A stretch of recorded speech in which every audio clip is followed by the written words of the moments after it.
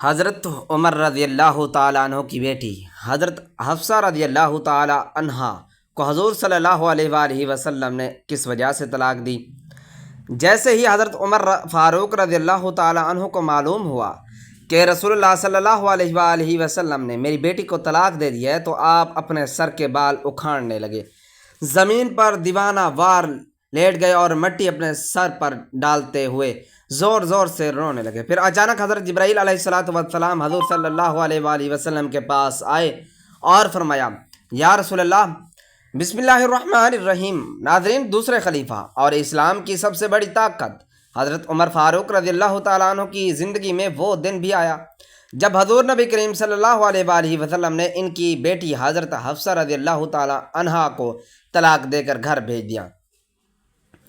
حضور صلی اللہ علیہ وآلہ وسلم نے حضرت حفصہ کو طلاق دی تو ان کا رو رو کر برا حال ہو گیا، اور اس دن حضرت عمر فاروق رضی اللہ تعالیٰ عنہ نے اسے اپنے سر پر مٹی ڈالتے ہوئے کہا کہ اب عمر اور اس کی بیٹی حفصہ رضی اللہ تعالیٰ عنہ کی کوئی حیثیت نہیں۔ ناظرین، حضرت عمر فاروق رضی اللہ تعالیٰ عنہ وہ ہستی ہیں کہ جن سے اللہ نے اسلام کی بہت سی خدمتیں لیں۔ حضرت عمر فاروق رضی اللہ تعالیٰ عنہ نے حضور صلی اللہ علیہ وآلہ وسلم کے بعد 10 سال تک حکومت کی اور پھر ایسا نظام قائم کر کے دکھایا کہ دنیا حیران رہ گئی۔ لیکن اسے مضبوط ترین انسان کی زندگی میں بھی ایک وہ دن آیا جب ان کی بیٹی حضرت حفصہ کو طلاق ہوئی۔ آپ رضی اللہ تعالی عنہا ٹوٹ کر رہ گئیں، کیونکہ طلاق دینے والا کوئی عام انسان نہیں بلکہ ساری کائنات کے حضور صلی اللہ علیہ وآلہ وسلم تھے۔ بخاری شریف میں اس واقعے کو بہت تفصیل سے بیان کیا گیا ہے۔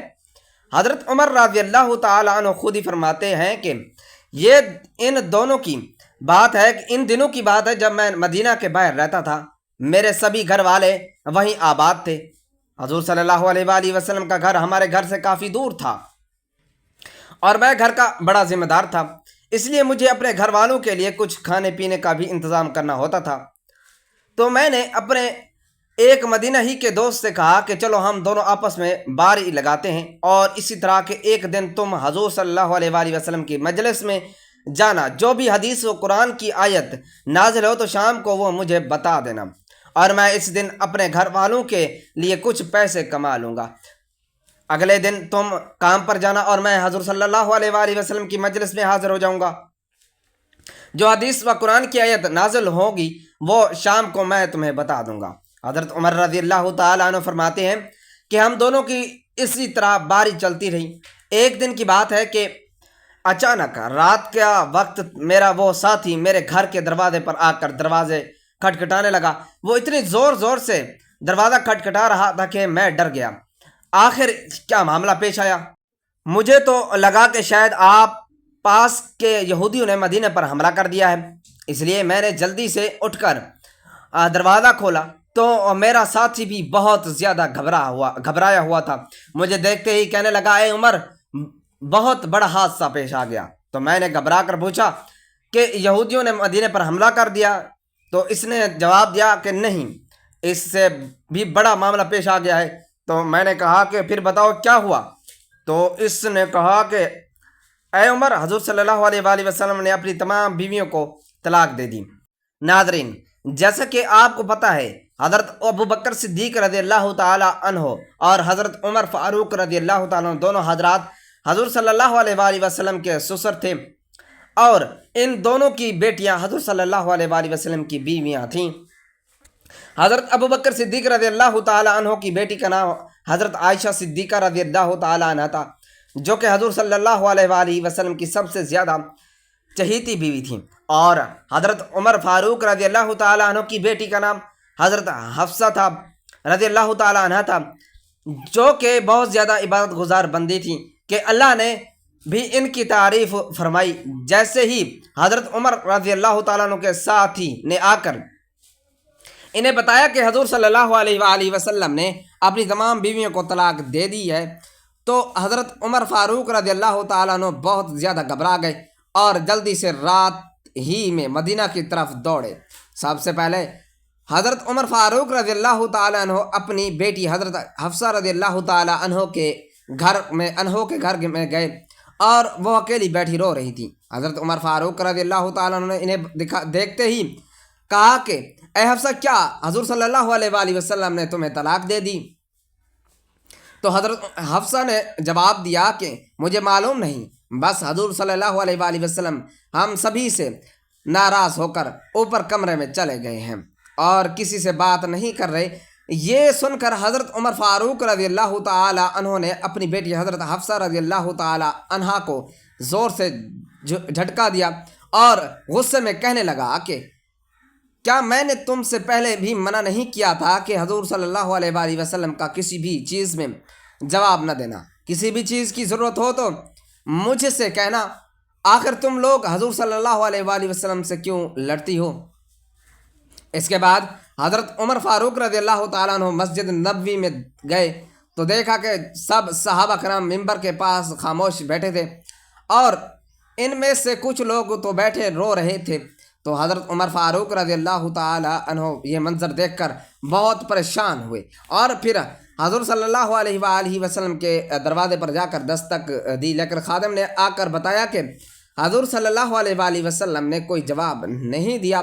پھر حضرت عمر فاروق رضی اللہ تعالیٰ عنہ خاموش ہو کر مسجد میں صحابہ کرام کے پاس آ کر بیٹھ گئے، لیکن اندر سے دل بے چین تھا، اس لیے پھر سے اٹھے اور خادم سے جا کر کہا حضور صلی اللہ علیہ وآلہ وسلم نے سے کہو کہ عمر آپ سے ملنا چاہتے ہیں۔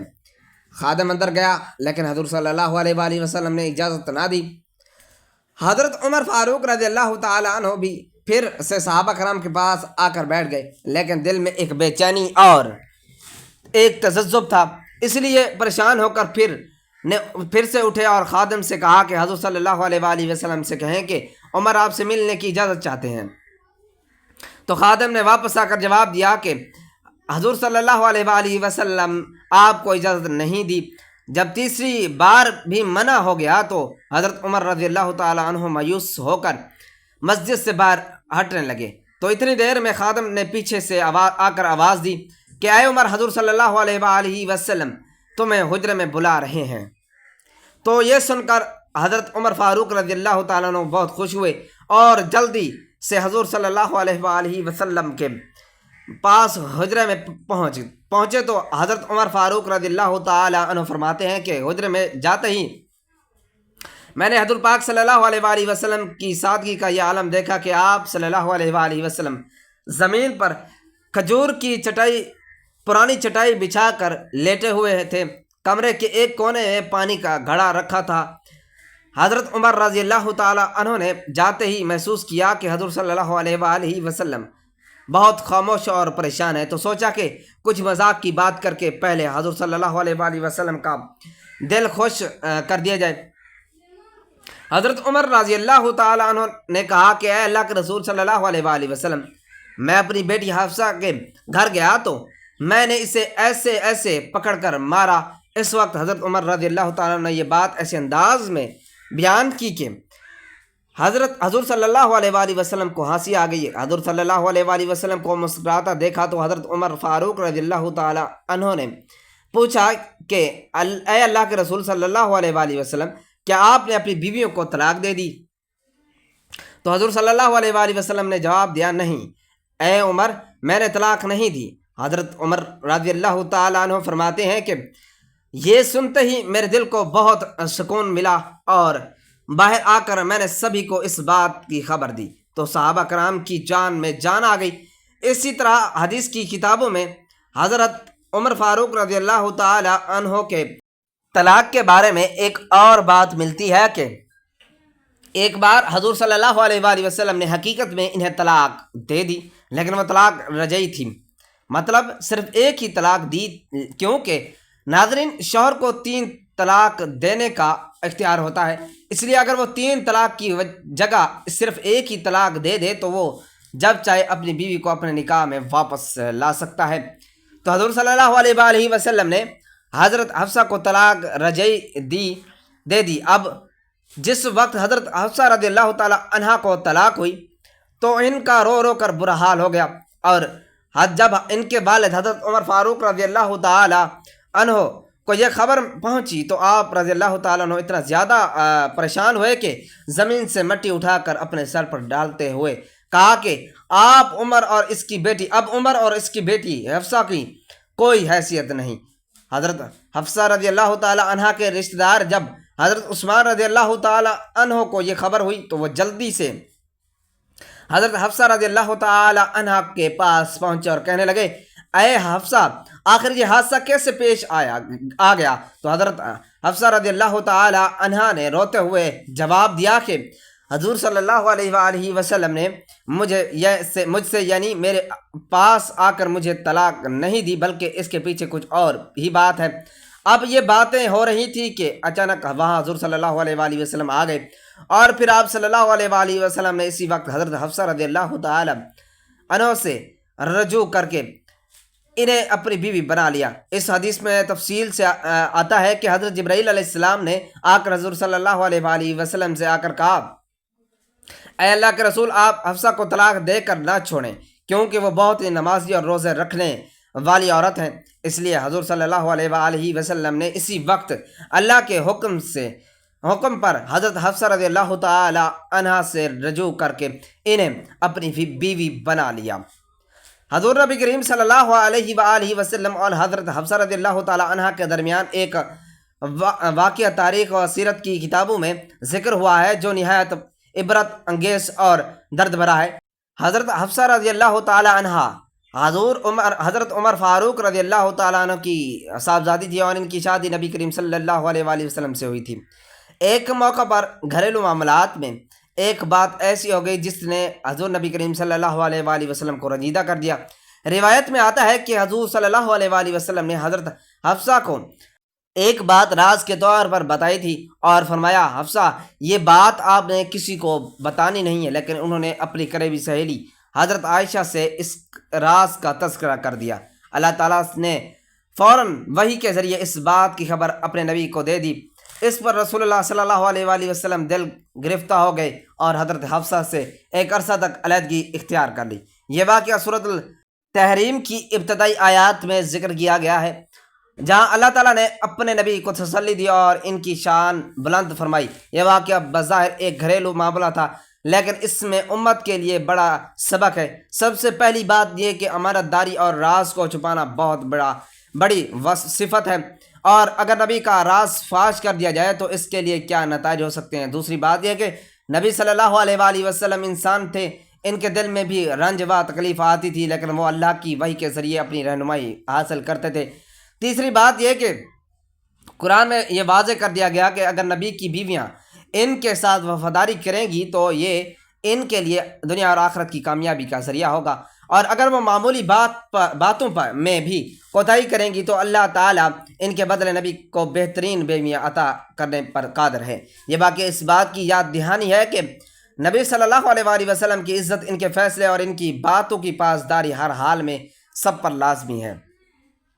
حضرت حفصہ رضی اللہ تعالی عنہ نے اپنی اس بات پر توبہ کی اور اللہ تعالیٰ نے انہیں معاف بھی فرمایا۔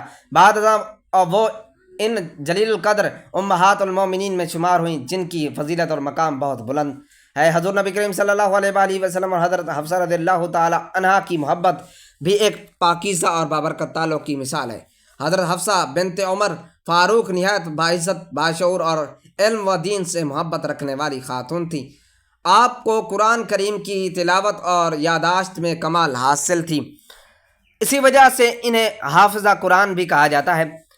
نبی کریم صلی اللہ علیہ وآلہ وسلم نے ان سے نکاح فرما کر نہ صرف حضرت عمر کے گھر کو شرف بخشا بلکہ امت کو یہ سبق بھی دیا کہ ایمان اور دینداری سب سے بڑی فضیلت ہے۔ نبی کریم صلی اللہ علیہ وآلہ وسلم حضرت حفصہ سے بے حد محبت فرماتے تھے اور ان کی صبر و استقامت کو پسند کرتے تھے۔ حضرت حفصہ بھی رسول اللہ صلی اللہ علیہ وآلہ وسلم کی اطاعت و خدمت میں رہتی تھیں اور آپ کی حیات مبارکہ کے لمحات کو دین کی خدمت اور امت کی رہنمائی کے لیے محفوظ کرتی تھیں۔ حضور صلی اللہ علیہ وآلہ وسلم ان کی دینی غیرت اور قرآن کے ساتھ شغف کی قدرت فرماتے تھے۔ یہی محبت اور تعلق تھا کہ حضرت حفصہ کو ام المومنین کا بلند مقام عطا ہوا۔ آپ صلی اللہ علیہ وآلہ وسلم نے ان کے ساتھ حسن سلوک، شفقت اور محبت کے ذریعے امت کو یہ درس دیا کہ بیوی کے ساتھ محبت اور عزت اور بھروسہ رکھنا ایمان کا حصہ ہے۔ اللہ پاک ہمیں بھی احترام کرنے کی توفیق عطا فرمائے، ہمیں نیک کاروں میں شامل کرے، آمین۔ ناظرین کمنٹ باکس میں اللہ تعالیٰ کے 99 ناموں میں سے کوئی ایک نام ضرور ٹائپ کریں۔